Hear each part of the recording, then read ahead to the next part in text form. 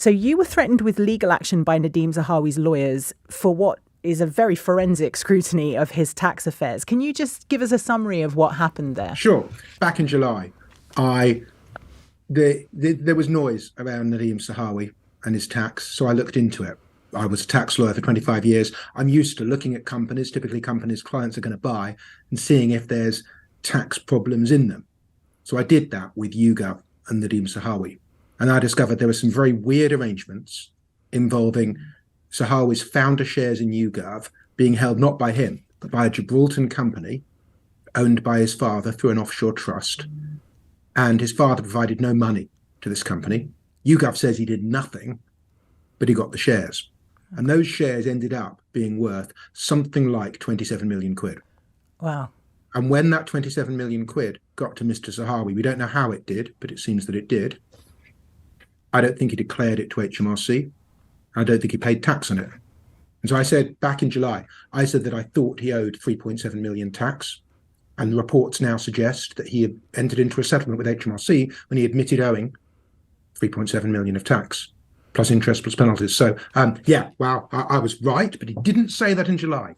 He didn't come to me and say, thanks, Dan. Yes, I missed this. Thanks for telling me I'm going to pay the tax. What he did was come out with excuses. And when I doubted those excuses, he sent lawyers to threaten me with libel if I didn't retract my claims.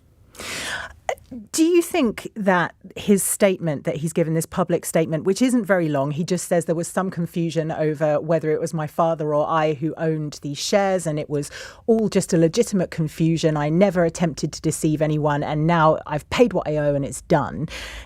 Is that enough for you? Well, here's the thing. So, first of all, on the timeline in his statement, not my words, his statement, he negotiated a settlement with HMRC for not having paid his taxes. He negotiated it whilst he was Chancellor of the Exchequer. The man responsible for the UK tax system negotiating his personal taxes with HMRC. I find that an extraordinary conflict of interest. That's the first thing. Yeah. Second thing, he admits to having been careless. And that's why he would have been charged a penalty. There's reports he paid a 30% penalty and he hasn't denied that. What does careless mean? So lots of people get their taxes wrong. Lots of people disagree with HMRC about their taxes. I acted for people who had millions of pounds riding on disagreements with HMRC. But normally, questions of carelessness don't arise because if you get proper advice and you give your advisor decent information and you follow your advisor's advice, you haven't been careless. Even if you end up being wrong, and tax is complicated, it's easy to accidentally get things wrong, you haven't been careless. So if he's admitted being careless, it means he didn't get proper advice. What I think happened is that he got 27 million from this offshore arrangement, didn't get advice, didn't declare it, didn't pay tax. And if that's correct, then well, I think he needs to consider his position very carefully.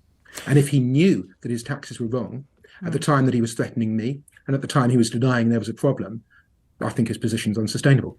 How did you come upon the story in the first place? And what was the email exchange between The Independent and Nadhim Zahawi? Well, I heard about it from a couple of contacts back in July that the Inland Revenue and the National Crime Agency were investigating Mr. Zahawi's financial and stroke tax affairs and that it might involve offshore money. And so we got in touch with Mr. Zahawi, put a whole series of questions to him. First of all, he said he didn't know anything about it. And then when we continued to question him and put various matters to him and made it clear that we intended to publish a story, he said he would sue. So obviously we did our normal due diligence, went back to the sources, gave him a chance to reply, and we decided to publish two stories back in July.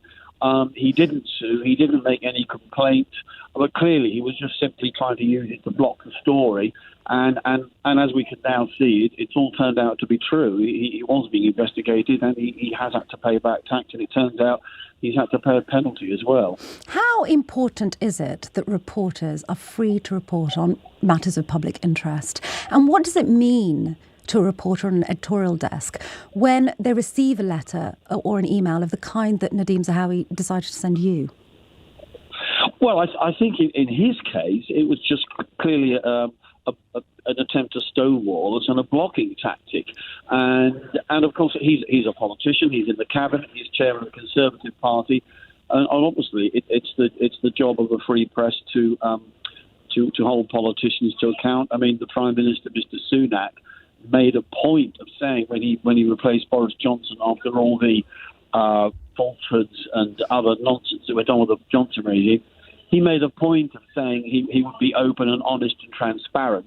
And yet here we have the former Chancellor and Conservative Chairman who is clearly anything but transparent. And surely, to goodness, it must be a legitimate question for the public to ask what's going on when a Cabinet Minister has had to pay £5 million to the tax people that he didn't pay in tax.